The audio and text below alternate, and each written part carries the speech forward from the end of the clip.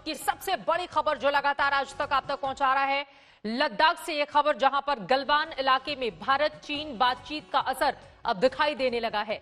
सूत्रों के मुताबिक गलवान में झड़प वाली जगह से चीनी सेना के पीछे हटने की बड़ी खबर सामने आई है। जानकारी के मुताबिक चीनी सैनिकों और उनकी गाड़ियों की तादाद में कमी देखी जा रही है। सूत्रों के हवाले से यह बड़ी जानकारी, चीनी सेना और गाड़ियों की संख्या में कमी देखी जा रही है। झड़प वाली जगह 15-16 जून की रात जहां पर झड़प हुई थी, उस झड़प वाली जगह से चीनी सेना पीछे हटी है। ये इस वक्त की सबसे बड़ी जानकारी। आपको बता दें कि भारत और चीन के बीच जो तनातनी बनी हुई है, दरअसल मौजूदा विवाद इसकी शुरुआत अप्रैल के तीसरे हफ्ते में हुई थी, जब लद्दाख बॉर्डर यानी कि लाइन ऑफ एक्चुअल कंट्रोल पर चीन की तरफ से सैनिक टुकड़ियों और भारी ट्रकों की संख्या में इजाफा देखा गया था और उसके बाद से ही वहां पर तनातनी का माहौल था। हिंदुस्तान की कोशिश लगातार यही थी कि चीन जहां पर है वो पीछे हट जाए, अपने एक्चुअल पोजीशन पर जाए, लेकिन चीनी सेना इससे इनकार करती रही और उसके बाद गलवान में दोनों सैनिकों के बीच आपस में गुत्थम गुत्था हुई, जिसके बाद एक कर्नल समेत हमारे 20 जवानों की शहादत हुई। लेकिन वो शहादत बेकार नहीं जाए, जाया नहीं जाए। लगातार हिंदुस्तान की ओर से इस तरह की मांग उठती रही और इन सब के बीच अब बड़ी जानकारी ये निकलकर सामने आ रही है कि चीनी सेना फिलहाल पीछे हट गई है। इस वक्त हमारे साथ दो रक्षा विशेषज्ञ जुड़ चुके हैं, जीडी बख्शी जी और सुशांत शरीन जी। आप दोनों का बहुत स्वागत है। सबसे पहले जीडी बख्शी, आपसे ही शुरुआत करते हुए, 1 किलोमीटर पीछे हट गई है चीनी सेना, इसके मतलब और मायने आज की तारीख में क्या निकाले जाए? बातचीत का ये असर है, आपस में जो बातचीत चल रही है उसका? देखिए, असर ताकत का असर है, जो दांत टूटे हैं। असर है कि जो 15-16 की रात को झड़प हुई है, जिसमें 16 बिहार, एक पंजाब की पलटन, एक मीडियम रेजिमेंट, एक लाइट, एक फील्ड रेजिमेंट जो थी वहां पे, उन्होंने जाकर पेट्रोल पॉइंट 14 पे पहले इनको प्यार से हटने को कहा, क्योंकि वहां 2 तंबू गार्ड रखे थे, एक इन्होंने वॉच टावर लगा रखा था। फिर हमारे जवानों ने दोनों तंबू जला दिए, वॉच टावर तोड़ दिया। जब उन्होंने हमारे कर्नल साहब जो बात करने गए थे उनके ऊपर हाथ उठाए, उनको बुरी तरह से घायल किया, और फिर तो जब घायल किया तो लड़के आपे से बाहर हो गए और वो टूट पड़े चीनियों के ऊपर। उनका जो उन्होंने डैम बना रखा था गालवान नदी पे, जिससे वो पानी रोक रहे थे हमारी तरफ घाटी में, गालवान की घाटी में, ताकि उनके टैंक और बख्तरबंद गाड़ियां हमारे यहाँ आ सके। वो लड़कों ने जाके ठंडे पानी, बर्फानी पानी में कूदकर वो हाथों से तोड़ दिया वो जो है इनका डैम, जो इन्होंने डोजरों के साथ बनाया था। ये अपने आप में बहुत उपलब्धि है, और तभी इसके देखे आप देख रहे हैं कि ये जो चीनी है, ये वहां से अगर आप कांग्रेस की माने तो जो 3 किलोमीटर हमारे इलाके के अंदर आ गए थे, वो छोड़ के ये तो कोई 5 किलोमीटर पीछे खदेड़े गए हैं। और ये केवल ताकत के बल पे है, और ये जो ऑफिशियल टॉक्स हैं जी वो ग्राउंड की असलियत दिखा रही हैं बिल्कुल। कि कितनी चोट लगी है, कितनी नहीं लगी, ये पता चल रहा है। ये बेहद महत्वपूर्ण जानकारी जीडी बख्शी जी आप दे रहे हैं। गलवान ये वही इलाका है, आपको ये भी बताते चले, इतिहास के पन्नों में झांककर आप देखेंगे तो 1962 में ये जगह प्रमुख रहा था भारत और चीन के बीच युद्ध में। सुशांत शरीन जी हमारे साथ जुड़े हुए हैं। सुशांत जी, अब जबकि 1 किलोमीटर पीछे हटी है चीन की सेना, लेकिन चीन का जो चाल चरित्र और चेहरा रहा है उस पर हिंदुस्तान कतई भरोसा नहीं कर सकता, लेकिन फिलहाल उसके पीछे हटने की बड़ी वजह आप क्या देख रहे हैं? देखिए, वजह तो शायद वही है जो दोनों सेना अधिकारियों के बीच में, सैनिक अधिकारियों के बीच में बातचीत हुई और उसके बाद कूटनीतिक स्तर पर भी कुछ बातचीत हुई है, शायद पॉलिटिकल लेवल पर भी कुछ बातचीत हुई है। तो मेरे ख्याल उन तीनों का मिला जुला असर है, लेकिन मेरे ख्याल अभी शादियाना नहीं बजाने चाहिए, क्योंकि जब पिछली बारी ये बात हुई थी तो उस समय भी यही हुआ था कि शुरू के संकेत यही थे कि चीनी सेना पीछे हट रही है, और उसके चंद दिनों के बाद वो जो झड़प की जनरल बख्शी बात कर रहे हैं वो झड़प हुई। तो मेरे ख्याल फूंक-फूंक के कदम धरना चाहिए हमारे को। कुछ एक्सपेक्ट नहीं करना चाहिए, ना अपनी ज़्यादा छाती पीटने की अभी ज़रूरत है, ना छाती ठोकने की ज़रूरत है अभी। मेरे ख्याल भारत की जो सेना है वो संयम से और हौसले से डटी हुई है वहाँ पर। लेकिन देखना पड़ेगा, क्योंकि ये मामला सिर्फ गलवान घाटी का नहीं है। ये लद्दाख के और एरियाज़ में भी जो चीनी प्रेज़ेंस है उसका भी मुद्दा है। बिल्कुल। और वो भी उतने ही चिंताजनक है जितनी गलवान की जो हादसा था वो है।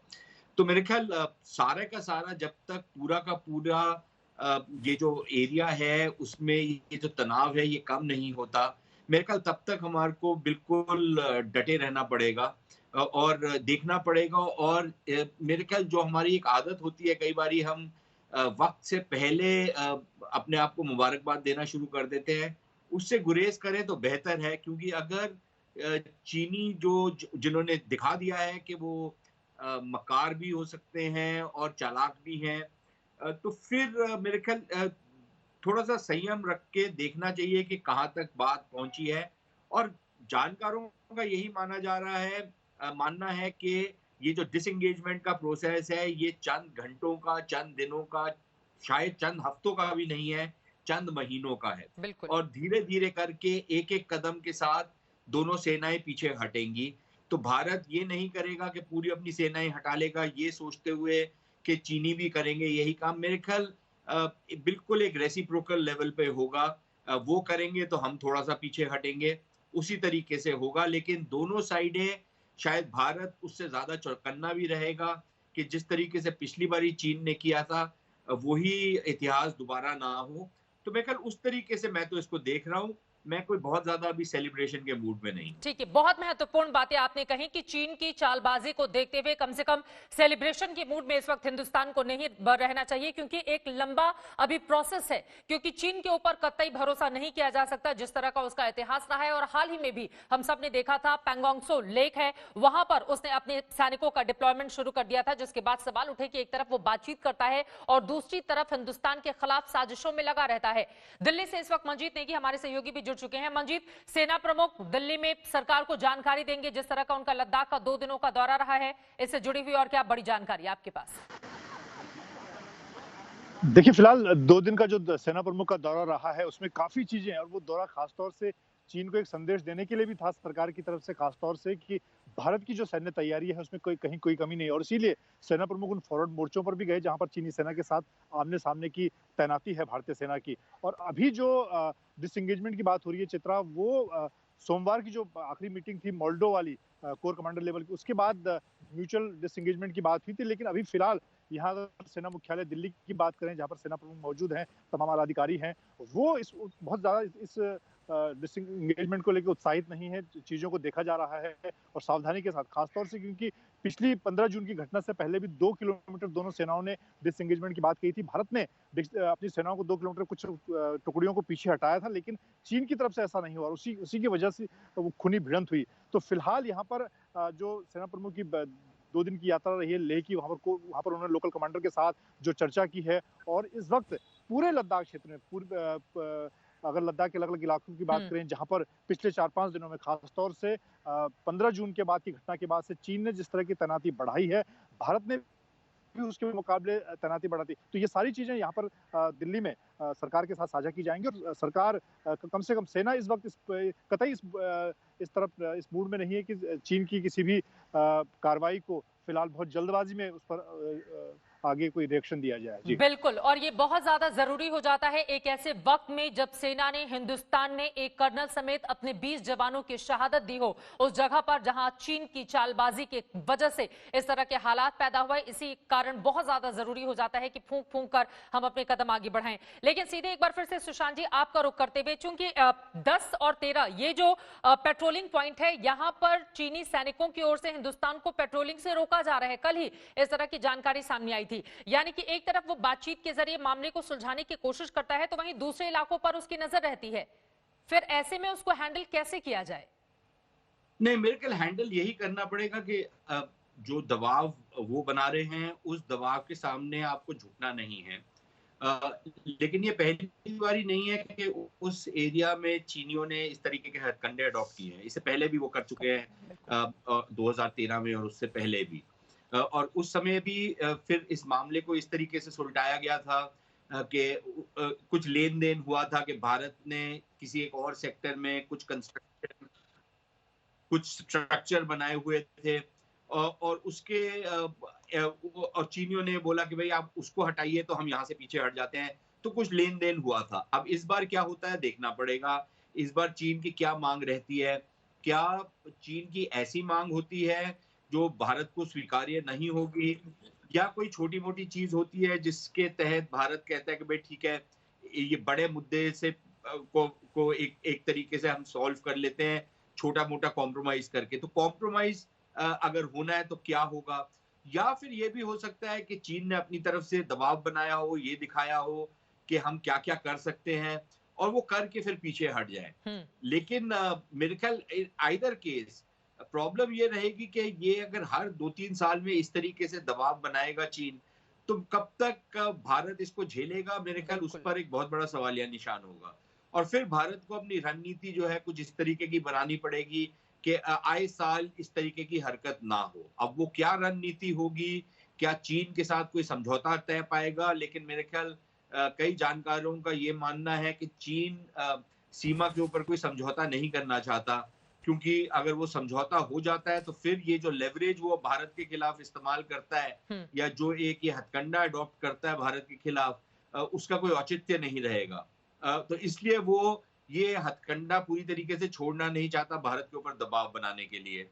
तो अगर वो हालात है तो फिर हमारे को ये सोच लेना चाहिए कि ये आए दिन इस तरीके की चीज होती रहेगी जी। और फिर हम लोग जिस तरीके से उस पर शोर मचाते हैं, यहाँ पर सरकार के ऊपर भी बहुत ज्यादा दबाव पड़ता है, सेना के ऊपर भी दबाव पड़ता है, मैं कल उसका भी हमारे को कुछ तोड़ निकालना पड़ेगा कि कैसे इस मामले को ऐसे सुलझाया जाए ताकि ये राजनीतिक फुटबॉल ना बने और इस तरीके की प्रॉब्लम्स ना हो। तो मेरे ख्याल पूरा का पूरा अब और एक जो हमने अपना रोमांस बनाया हुआ है चीन को लेकर के, जिसमें सारे के सारे हमारे नेता जो ना, एक्चुअली हमारे नेता अक्रॉस द बोर्ड, चाहे वो मनमोहन सिंह हो, मोदी जी हो, उससे पहले हो, इनके बाद आएंगे जो, ये सारे के सारे उसमें प्रॉब्लम रहती है कि पाकिस्तान और चीन दोनों को लेकर के एक इतना इनका रोमांस होता है कि पता नहीं हम कुछ ऐसा कर पाएंगे जो हमसे पहले बाकी लोग नहीं कर पाए, और फिर इनको मुंह की खानी पड़ती है और फिर समझ में आती है कि यार ये मामला सिर्फ जप्फी मार के नहीं होगा, सिर्फ हाथ मिला करके नहीं होगा, इसमें आपको पूरी अपनी कूटनीतिक ताकत, अपनी सैन्य ताकत, अपनी आर्थिक ताकत को इस लेवल पे बढ़ाना होगा कि चीन ये ना कर पाए आपके साथ। उस पर हमारी तवज्जो नहीं रहती, लेकिन आपसी रिश्ते बेहतर करने में तवज्जो रहती है, और फिर वही होता है जो अब हो रहा है। ये बेहद महत्वपूर्ण बातें आपने कही हैं कि दरअसल सरकारों की कोशिश उस दिशा में आखिर क्यों नहीं होती कि ये जो मामला अगर हम देखें 6-7 दशक से यानी कि 60-70 सालों से चला आ रहा है, इसको हम एक फाइनल सॉल्यूशन की तरफ लेकर जाएं। चीन चाहे या ना चाहे, लेकिन हिंदुस्तान को देखना होगा कि उसका हित आखिर किसमें छिपा हुआ है। तो इसके जरिए कैसे हम आगे बढ़ सकते हैं, सुशांत जी इसका जवाब आप दीजिएगा। लेकिन इस वक्त गौरव सावंत मेरे सहयोगी जुड़ चुके हैं ज्यादा जानकारी को लेकर। गौरव, इस खबर पर अभी सेना के तमाम बड़े अधिकारी बहुत ज्यादा जानकारी नहीं दे रहे हैं, जैसा कि हमारे संवाददाता मंजीत नेगी दिल्ली से बता रहे थे, लेकिन सूत्रों के हवाले से आपको जो बड़ी जानकारी मिली है, 1 किलोमीटर, एक बार फिर से मैं चाहूंगी, गलवान घाटी 15-16 जून की रात जहां पर झड़प हुई थी, वहां से 1 किलोमीटर पीछे हटी है चीनी सेना, और फिर हिंदुस्तान का स्टैंड रुख इस पर क्या है? क्या इस चीज को कंफर्म किया जा रहा है, इस चीज को अब देखा जा रहा है? क्योंकि चीन की जिस तरह की हरकतें रही हैं, बहुत ज्यादा जरूरी हो जाता है कि पहले चेक किया जाए कि आखिर वो कितना दूर गया है या फिर नहीं गया है। गौरव। चित्रा, आपने बिल्कुल सही कहा। इस समय जो सूत्रों के हवाले से खबर आ रही है वो ये है कि चीन ने जो आश्वासन दिया था भारत को मोल्डो कमांडर्स कॉन्फ्रेंस में कि उसकी सेना पीछे हटेगी, तो इस समय उसकी सेना के जो अतिरिक्त बल हैं, अतिरिक्त बल और गाड़ियां, वो 1 किलोमीटर पीछे हटे हैं गलवान घाटी में। ये हमारे सूत्र हमें बता रहे हैं। चीन की कुछ सेना अभी भी वहां गलवान घाटी में है, लेकिन जो जमावड़ा 15 जून के बाद हुआ था उस समय ज्यादा सिपाही आ गए थे और गाड़ियां आ गई थी। कुछ बख्तरबंद गाड़ियों को लाने का उन्होंने प्रयास किया था रियर में। अब वो सिपाही, अतिरिक्त सिपाही जो आगे आए थे, वो 1 किलोमीटर पीछे हटे हैं, जैसा चीन ने भारत को आश्वासन दिया था। अब भारत की सेना इसे, चाहे वो मानव रहित टोही विमान हो उनके जरिए, या फिर जो हमारे सिपाही वहां तैनात है उनके जरिए, या सैटेलाइट के जरिए, तीनों तरह से इसको पहले वेरीफाई करेगी कि चीन के जो अतिरिक्त बल हैं वो 1 किलोमीटर पीछे हटे हैं गलवान घाटी के फ्लैश पॉइंट से। जो उनकी बख्तरबंद गाड़ियां थी, जो उनकी एडिशनल ट्रूप व्हीकल्स थी, वो पीछे हटी हैं। जब ये वेरीफाई हो जाएगा तब भारत भी 1 किलोमीटर पीछे, गौरव, जो माफी के भारत साथ की आपको रोकना अतिरिक्त पड़ रहा बल है। है वहां महत्वपूर्ण पर, जानकारी आप जो दे रहे हैं। गौरव सावंत, आपका लद्दाख से, और साथ ही सुशांत सरीन जी, आपका आज तक से जुड़ने के लिए, इस पूरी बातचीत के लिए बहुत शुक्रिया। आगे भी जानकारी आपसे हम लेते रहेंगे।